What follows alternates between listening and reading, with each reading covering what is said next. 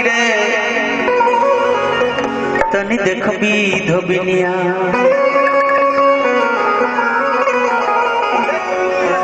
परमात्मा से कहता भग भग भग भग जरा चुनरी में दाग लाग गया आखिर एक ही धोबी वाला धोबी बा परमात्मा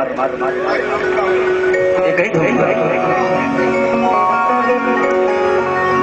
बिना ओकरा शरीर की दाग नहीं के धोवाई। कहता कि हे प्रभु अगर अपने से धोवे के रही धो ले रही फाटल रही तो करा के ताक ले रही लेकिन हे ना कैसे कहता अरे लागल चुनरिया में दागी रे तनी देखबी धोबिनिया। फाटल रही कौनो टेलर के ले जाके दे देती। फाटल रही आकी लेते अपने से ताजी रे तनी देखबी धोबिनिया। लागल चुनरिया में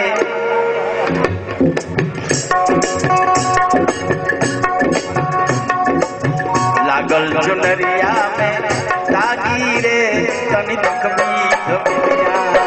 लागल चुनरिया में दागी रे तनी देखबी धोबिनिया। लागल फाटल रही तकतही सियती फाटल रही तकतही सियती आज लेती अपने दागी रे तनी देखबी धोबिनिया। लागल चुनरिया में दागी रे तनी देखबी धोबिनिया। लागल चुनरिया में दागी रे तनी देखबी धोबिनिया।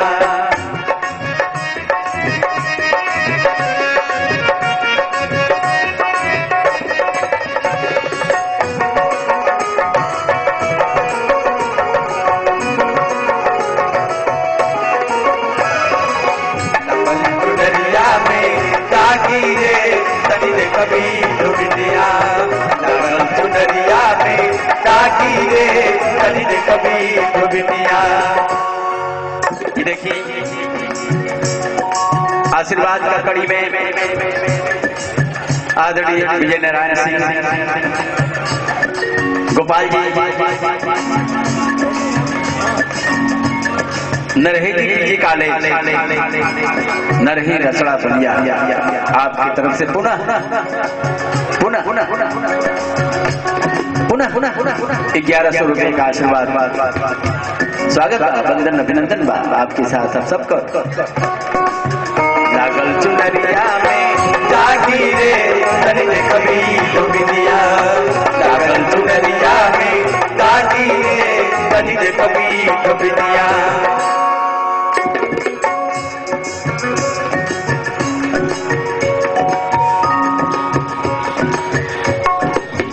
गंगा घाट पे पटक पटक के साझ सवेरे धोवली साझ सवेरे धोवली धोवली साझ सवेरे धोवली।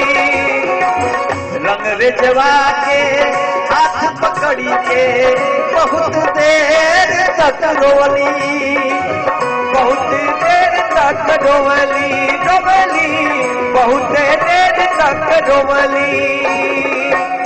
देखिए भैया की तरफ से 501 रुपए के आशीर्वाद स्वागत आपके साथ अब सबको।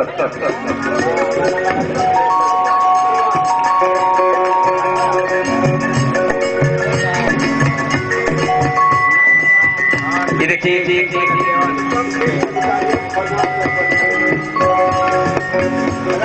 आदरणीय राकेश सिंह इनकम टैक्स अधिकारी बलिया खरवा के रहने वाले हैं आप। भैया की तरफ से ढेर सारा आशीर्वाद स्वागत हमने की तरफ से आप सबको। लागल चुनरिया में दागी रे कभी दुनिया लागल चुनरिया में ताकि रे तनी कभी दुनिया। गंगा घाट पे पटक के साँझ सवेरे धोली, साँझ सवेरे धोली धोली, साँझ सवेरे धोली। रंग रेजवा के पाँव पकड़ी के बहुत देर तक रोवली, बहुत देर तक रोवली रोवली, बहुत देर तक रोवली। कहाँ ले जाई कहाँ चोरवाई, कहाँ ले जाई कहाँ चोरवाई, कि कौना नगरिया में भागी रे तनी देखबी दुनिया। कहाँ ले जाई कहाँ चोरवाई, कहाँ ले जाई कहाँ चोरवाई, कि कौना नगरिया में भागी रे तनी देखबी दुनिया।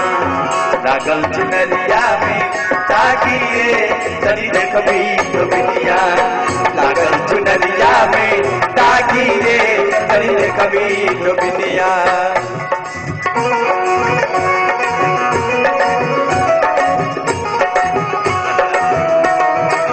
देखिए आदरणीय विजय बाबा, आदरणीय विजय बाबा राघोपुर बलिया रसड़ा, आपकी तरफ से ही 501 रुपए का आशीर्वाद स्वागत की तरफ से। ताकि रे तनी कभी दुनिया लागल चुनरिया में ताकि रे तनी कभी दुनिया।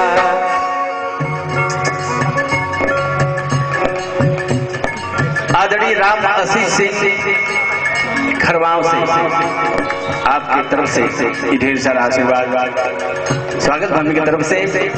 आई गीत के अगली कड़ी से जोड़ा तड़ी। लागल चुनरिया में ताकि रे तनी कभी दुनिया, लागल चुनरिया में ताकि रे तनी कभी दुनिया। क्या बात है। नैहर में सब ही के कहना हरदम मानत रहली, हरदम मानत रहली रहली, हरदम मानत रहली। आई भतीजा भौजाई सब ही के कामे अइली, सब ही के कामे अइली अइली, सब ही के कामे अइली। कैसे सजन के दाग दिखाई, कैसे सजन के दाग दिखाई, सुनिला की हौवे बैरागी रे तनी कभी दुनिया। लागल चुनरिया में ताकि रे तनी कभी दुनिया, लागल चुनरिया में ताकि रे तनी कभी दुनिया।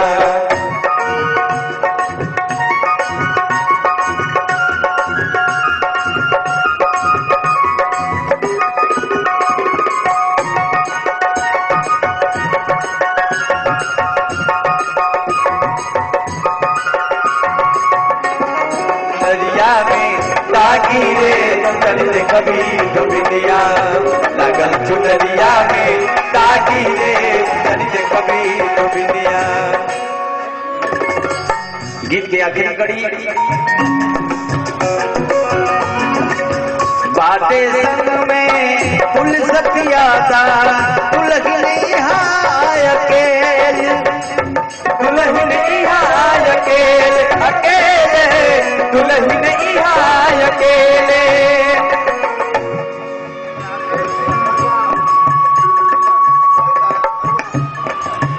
आदरणीय राजेश सिंह खरवाओं इंजीनियर साहब, आपकी तरफ से 501 रुपए का आशीर्वाद स्वागत मम्मी की तरफ से। बंदन निरंजन बा आपके साथ हम सब कर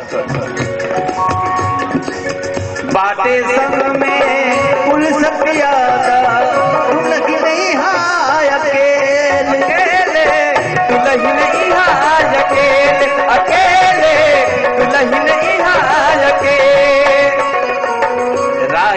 बलम पास में रखी हैं या पठवई है जेल, या पठवई है जेल, या पठवई है जेल। समय रही दुल्हन नाच तलू,